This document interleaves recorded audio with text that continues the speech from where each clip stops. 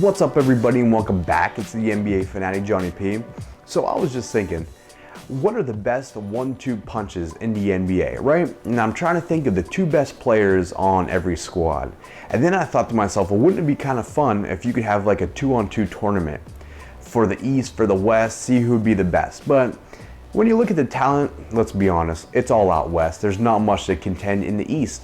So now I was like, what if I took the top two duos from each side and kind of did like a 4-on-4, right? It's kind of confusing, but when I wrote it down, I had quite a few 1-2 punches from these teams coming out of the West. The top four that I picked was the duo of James Harden and Dwight Howard out of Houston. I think that's a good duo. You have scoring and defense right there. KD and Russell Westbrook out of the Thunder. I don't have to explain that one. They made it to the finals. I mean, they're good. That's a good 1-2 duo. You have defense and offense for both of those players. Now, we had some runners up, and Kawhi and LaMarcus Aldridge are very arguably just one of the best duos out there. We haven't seen them play together, but you know they're going to be good. I also have Steph Curry and Klay Thompson, just because they'll rain threes all day long, but that's real small basketball right there, so I didn't go with them. And then you have CP3 and Blake Griffin, also a fantastic duo. I just think that right now, James Harden, Dwight Howard, and KD and Russell Westbrook would beat them out. So those are the four that I took from the West. So now I was thinking about the East. You got to go with LeBron and Kyrie Irving. You got to go. There's all kinds of just offense right there. I mean, you're going to score a billion points a game. Now, what Kyrie lacks in defense, LeBron can kind of make up for. It's sad that he has to do that, but hey, that's just LeBron. He's a do-everything sort of guy.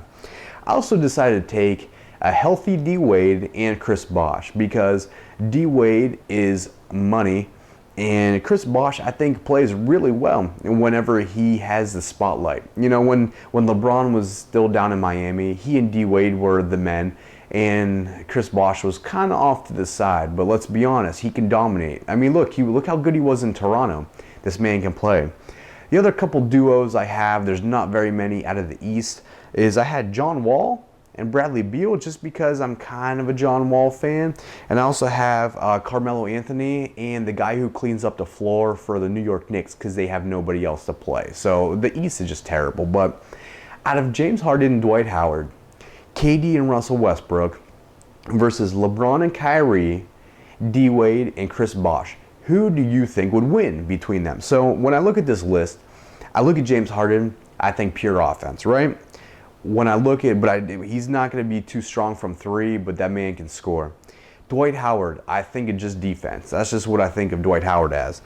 KD, he can score. He can literally shoot from anywhere. It doesn't matter. He could not even be in the arena and still somehow make it in the hoop.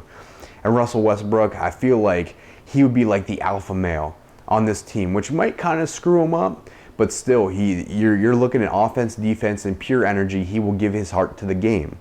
So then I come out over here to LeBron and Kyrie, right? They made a great duo last season, and that was the first time they played together. LeBron, you have your offense, you have your defense, and you have your point. Kyrie, that man can shoot some threes. Don't forget, he was in the three-point contest a few seasons ago and won.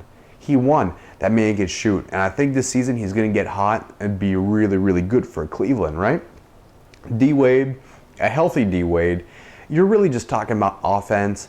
I mean, that's what I picture anyway. Maybe you picture something different, but I just picture, if it's coming down to the end of the game, I want the ball in Dwayne Wade's hands.